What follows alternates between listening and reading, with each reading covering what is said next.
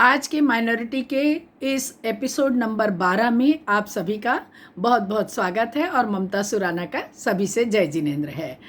जैसा कि पिछले एपिसोड में मैंने आपसे कहा था कि कभी भी स्कॉलरशिप दो तरह से मिल सकती है, या तो हमारे सेंट्रल से यानी केंद्र सरकार से, या हमारे स्टेट गवर्नमेंट से यानी राज्य सरकार से। दोनों में से कोई भी एक प्रावधान हो सकता है। तो केंद्र सरकार से जो स्कॉलरशिप मिलती है उनकी तरह ही अनेक राज्यों की सरकारें भी उन विद्यार्थियों के लिए स्कॉलरशिप देती है जिनके पास उस स्टेट का यानी उस राज्य का मूल निवास प्रमाण पत्र होता है, यानी डोमिसाइल सर्टिफिकेट। यानी उनको ये सिद्ध प्रमाणित करना पड़ता है कि मैं इसी राज्य में रहता हूँ। जैसे अगर आप महाराष्ट्र में रहकर पढ़ाई कर रहे हैं लेकिन आपका निवास स्थान राजस्थान में है और आपका जो निवासी प्रमाण पत्र है वो भी राजस्थान का है, तो आप महाराष्ट्र में अप्लाई नहीं कर सकते हैं। तो जिस जगह का डोमिसाइल सर्टिफिकेट आपके पास होगा, निवास प्रमाण पत्र, उसी राज्य से आप राज्य सरकार के स्कॉलरशिप के लिए आप अप्लाई कर सकते हैं। प्रत्येक राज्य सरकार के स्कॉलरशिप का मुख्य उद्देश्य तो यही होता है कि भाई स्कूल और कॉलेज की जो भी पढ़ाई है वो विद्यार्थी धन अभाव के कारण छोड़ ना दे।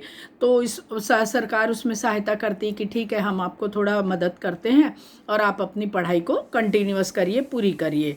और उस हर राज्य की स्कॉलरशिप अलग अलग राज्यों में अलग अलग हो सकती है। ऐसा नहीं कि यहाँ पर इतने रुपए तो वहाँ भी होगा, लेकिन प्रत्येक राज्य की स्कॉलरशिप का मुख्य उद्देश्य तो वही होता है कि बच्चों की पढ़ाई पूरी होनी चाहिए। ऐसा नहीं हो कि कहीं धन अभाव के कारण पढ़ाई उसको बीच में ही छोड़ना पड़े। तो अलग अलग राज्यों की स्कॉलरशिप का सिस्टम अलग होता है। स्कॉलरशिप का जो प्रमाण होता है, स्कॉलरशिप की जो राशि होती है वो भी अलग होती है। तो आइए हम एक एक राज्य के बारे में बहुत छोटे से संक्षिप्त में जानते हैं कि उस राज्य में क्या खासियत है और किस प्रकार की स्कॉलरशिप वहाँ दी जाती है और उसको लेने का क्या तरीका होता है। तो एक राज्य, जैसे कि हम पहला राज्य अगर लेते हैं तो हम दिल्ली की तरफ चलते हैं। दिल्ली विद्यार्थियों के लिए काफ़ी संख्या में शैक्षिक और कैरियर के अवसर देती है। करियर बनाने के लिए दिल्ली में बहुत सी स्कॉलरशिप भी प्रदान की जाती है। इसे दिल्ली को राष्ट्र के कमर्शियल, सांस्कृतिक और राजनीतिक केंद्र के रूप में माना जाता है और राज्य के पास आपको देने के लिए बहुत कुछ है। यदि आप दिल्ली राज्य में निवास करते हैं तो अपनी पढ़ाई में लगने वाले पैसे के लिए उपयुक्त वित्तीय सहायता की तलाश में यदि आप हैं तो दिल्ली सरकार आपके लिए विशेष रूप से विभिन्न प्रकार के स्कॉलरशिप देती है। और ये स्कॉलरशिप आपकी शिक्षा को स्कूल के स्तर और महाविद्यालय के स्तर दोनों पर आर्थिक मदद करने में सक्षम होती है। यहाँ पर दिल्ली सरकार की सभी स्कॉलरशिप की जानकारी दी जा रही है आपको।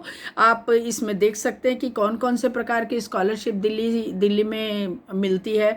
जैसे reimbursement of tuition fees for SC ST के लिए, OBC के लिए, माइनॉरिटी के लिए, financial assistant to SC ST OBC minority के लिए, merit scholarship for SC ST OBC minority के लिए, reimbursement of tuition fees for SC ST OBC minority के लिए, merit scholarship to SC ST OBC, pre matric scholarship, post matric scholarship, pre matric scholarship for SC student के लिए, post matric भी उसी तरह है।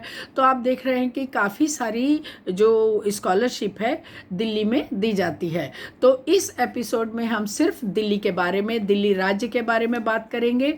अगर आप दिल्ली में रहते हैं और आपको किसी भी प्रकार के स्कॉलरशिप या सहायता की ज़रूरत है तो आप दिल्ली पोर्टल यानी दिल्ली का वेबसाइट खोल सकते हैं और उसमें ये सारी जानकारियाँ आपको दी रहेगी जो मैंने बहुत ही संक्षिप्त में बताई है।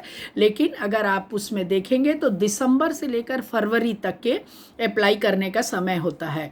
ये समय या डेट थोड़ी बहुत चेंज भी हो सकती है। हाँ, लेकिन एक चीज़ और बताना है कि आपका जो मोबाइल नंबर है वो आपके नेशनल बैंक अकाउंट से जुड़ा हुआ होना चाहिए। मोबाइल नंबर आधार कार्ड से कनेक्ट होना चाहिए, तभी आप कोई भी प्रकार के स्कॉलरशिप, क्योंकि स्कॉलरशिप का जो पैसा है वो डायरेक्ट बेनिफिशियरी के अकाउंट में जाता है, जो स्टूडेंट होता है उसी के बैंक अकाउंट में जाता है, किसी तीसरे के नहीं जाता है। इसलिए जो आधार कार्ड आप देते हैं उसी के साथ में उसका मोबाइल नंबर का कनेक्शन होना चाहिए, कनेक्ट किया हुआ होना चाहिए।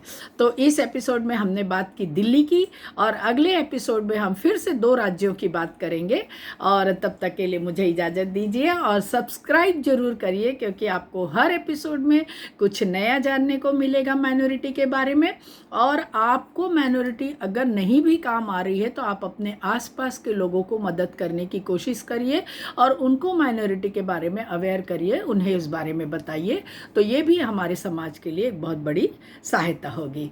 तो आप सभी का बहुत बहुत धन्यवाद, और मुझे इजाज़त दीजिए। नेक्स्ट एपिसोड में हम फिर मिलते हैं किसी 2 नए राज्य के साथ में।